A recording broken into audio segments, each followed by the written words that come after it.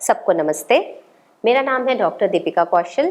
मैं एक homeopathic doctor हूँ, एक क्लिनिकल न्यूट्रिशनिस्ट हूँ और एक योगा टीचर हूँ। आप सबका स्वागत है आज के स्पेशल टॉपिक के लिए, जिसका नाम है ब्रोंकियल एस्थमा। तो आपको पता ही होगा कितने लोग, कितने बच्चे आज के टाइम पर ये एस्थमा की बीमारी से उलझ रहे हैं, और छोटे छोटे बच्चों को भी अगर हम देखें तो वो इन्हेलर यूज़ कर रहे हैं, और इतना ज़्यादा स्टीरॉइड्स का इफ़ेक्ट होना शुरू हो जाता है कि जैसे ही बच्चे थोड़ा बड़ा होना शुरू हो जाते हैं, लॉन्ग टर्म इन्हेलर्स वगैरह लेकर उनको इतने साइड इफ़ेक्ट्स आना शुरू हो जाते हैं, और एक तरह से उनकी जो डिपेंडेंसी है इन्हेलर्स पर या ब्रोंकोडायलेटर्स पर, कहीं ना कहीं वो उनके मन के अंदर एक तरह का डर का भाव पैदा कर देते हैं। तो स्वागत है आप सबका इसी प्रोग्राम में। तो बात करेंगे एस्थमा के बारे में।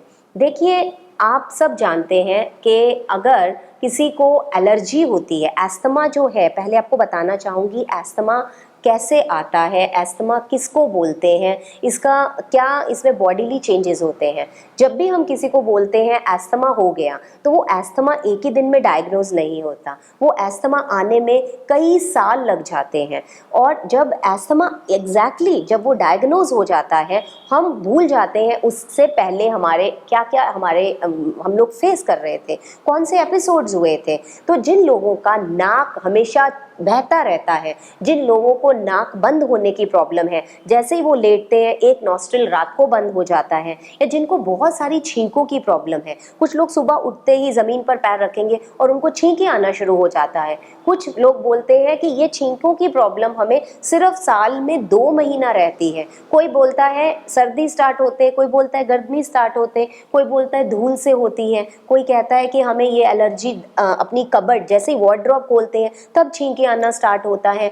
तो आप देख रहे हैं सबका सिस्टम डिफरेंट है, हर कोई डिफरेंट बात कर रहा है, लेकिन ये डिफरेंट बातें इकट्ठी होकर मिलकर आगे जाकर एक बड़ी एलर्जी या एस्थमा का रूप ले लेती है।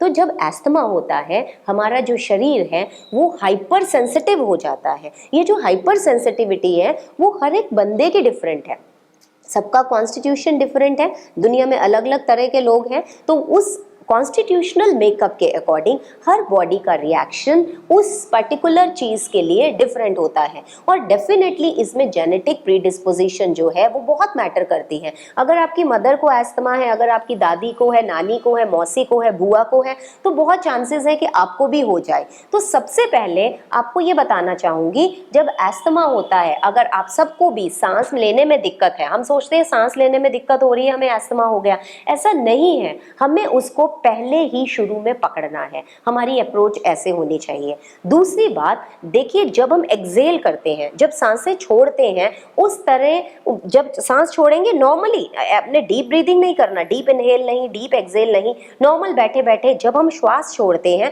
तब एक सीटी बजने जैसी आवाज़ आती है। तो वो जो एक्सेलेशन पे सीटी बजने का आवाज़ है वो भी एक एस्थमा का सिंबल है। तो बहुत लोगों को चेस्ट में टाइटनेस हो जाती है, कई लोगों को कुछ स्टेप चलने के बाद सांस चढ़ता है, कुछ लोगों को छींके, जैसे मैंने आपको बताया, ये सब जो है सिम्टम्स हैं। एक्चुअली होता क्या है, म्यूकस प्रोडक्शन जो है हमारे बॉडी में कई जगह पर भगवान की तरफ से ही म्यूकस लाइनिंग होती है, नेचुरली कुछ लेयर्स म्यूकस की होती हैं, लेकिन जब वो एक्सेसिव हो जाता है, बहुत ज़्यादा बढ़ जाता है, और हमारी जो ब्रोंकियल ट्यूब्स होती है, जैसे ये नाली है, सपोज ये नाली देखिए, अगर ये नाली अभी इसमें कुछ भी डालेंगे इसका फ्लो अच्छा रहेगा, इसमें फ्री फ्लो है, लेकिन जैसे ही इस पर अगर हम किसी चीज़ का कोट करना शुरू कर देंगे, इस पर कुछ जमा करना शुरू कर देंगे, जैसे ही वो गंदगी जमनी शुरू हो जाती है तो इसका डायमीटर कम हो जाएगा, और जैसे ही डायमीटर कम होगा तो सांस लेने में तकलीफ, चेस्ट की टाइटनेस और ऐसी सीटियाँ बजने की आवाज़ आती है,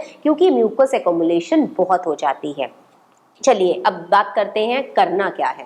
अब बहुत सारे लोग एलर्जी से जूझ रहे हैं, तो सबसे पहले आपने करना क्या है, जिन लोगों को भी एलर्जी की प्रॉब्लम है और अभी एस्थमा डायग्नोज नहीं हुआ, सबसे बेस्ट होता है prevention is better than cure. तो आपको जब भी जिस चीज़ से भी ट्रिगर होता है, मास्क के बिना वो काम नहीं करना। देखिए, बॉडी का इम्यून सिस्टम बहुत अच्छा बनाने की ज़रूरत है, लेकिन मान लो आपकी बॉडी अच्छा काम भी कर रही है, इम्यून सिस्टम भी अच्छा है, लेकिन जब आपको पता है ये एलर्जन है और आप उस एलर्जन को, अपने आप को एक्सपोज कर रहे हैं बिना मास्क लिए, तो ये आपकी बहुत बड़ी गलती है। तो मेरी रिक्वेस्ट है आप सबसे, कभी भी जब आपको डिटेक्ट हो जाए, चाहे वो पेंट है, चाहे वो डस्ट माइट है, चाहे वो पॉल्यूशन है, चाहे वो पोलन है और वेदर चेंज है, आप वॉक के लिए जाते हैं रात को, आपको पता है इन 2 महीनों में मेरे को ट्रिगरिंग जो फैक्टर है वो ठंड की वजह से हो रहा है, इमीडिएटली पहले अपना ये वाला एरिया कवर कर लीजिए। फिर बोलते हैं आपको नेक्स्ट वीडियो में आपसे बात करती हूँ क्या क्या प्रिकॉशंस हम और ले सकते हैं अस्थमा से बचने के लिए।